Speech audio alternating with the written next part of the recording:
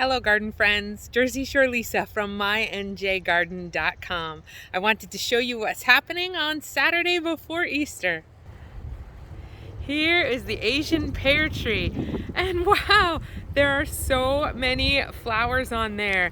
There's lots of buzzing going on, and I think we're gonna have a wonderful fruit set this year. I might have to thin them. Look at how much is actually blooming. Down here we have some bugle weed. I know that this can be invasive in the garden. It's such a beautiful ground cover. I'm keeping very close track of it to make sure that it doesn't spread where I don't want it to go. Here's the beach plums. Beach plums are always after the first flush of fruit trees and flowers happen in the early spring, the beach plums get started. So they're kind of more of a late spring bloomer or a mid-spring bloomer.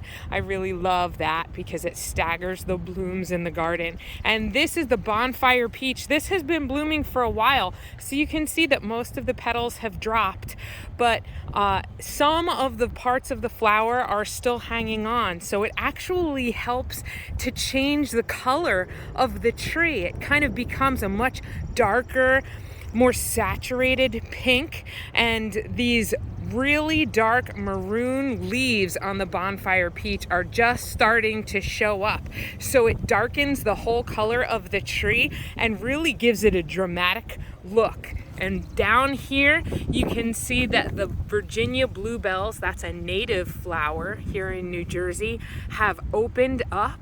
And they're such a vibrant color blue. I really love them. They do spread over time. They're a perennial and they're very easy to separate. They're kind of corms very near the surface of the soil, so they're not really deep rooted, so they're easy to kind of dig up and separate and spread around the garden when you want to do that. I also wanted to show you that I got a delivery and I set it up, and we have a new bird bath in my NJ garden. This bird bath, I had a red one here last season, and it was also ceramic, but over the winter it did freeze and crack and break, so it no longer held water. So I picked up this bird bath and I put a little solar fountain in there to keep the water moving. I love it. I think it's so striking and pretty in the yard. This is a Goomy Berry. This is a non-leguminous nitrogen fixing shrub. This is in full bloom. You can see those yellow flowers if the wind stops blowing. And it does need a pollinator to get started to actually set fruit. Here's the pollinator over here. This one is a very different shape. They are two different varieties. So this one's taller and thinner.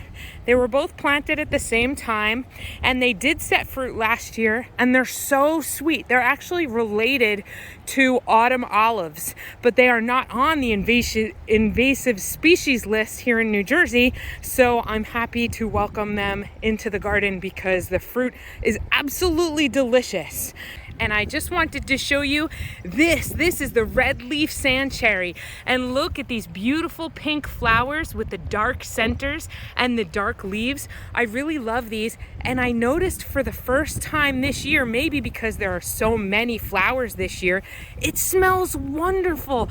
The smell of these flowers is like candy. I can't even believe it. I want everyone who walks by to smell it because I just want to show them how wonderful it smells. Okay. Thank you for joining me, everyone. I hope you have a super happy Easter and happy gardening. Please subscribe to the channel and like the video and join me for all my garden updates.